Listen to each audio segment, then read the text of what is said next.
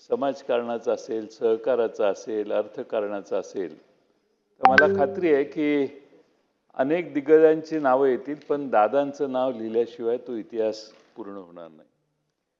स्वर्गीय यशवंतराव चव्हाणांच्या मुशीतनं आदरणीय पवार साहेबांचं नेतृत्व सुरू झालं आणि त्यांचा आविष्कार, त्यांचे संस्कार घेऊन अजितदादांनी आयुष्यभर काम केलं.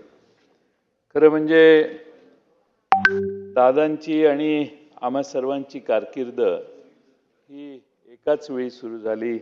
दिलीपरावजी इथं बसलेले आहेत, आबा होते, आम्ही समोरच्या बाजूत खाडे साहेब जिथं बसलेले आहेत, कुटे साहेब बसलेले आहेत, त्या ठिकाणी बसायचो आणि पत्रकारांनी त्या भागाला अशांत टापूचं नाव दिलेलं होतं 90 साली.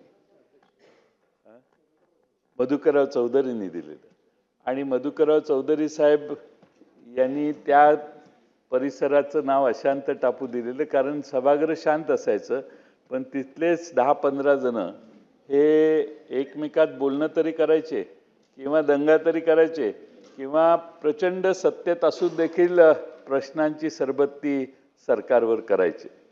आणि म्हणून त्या सहकार्य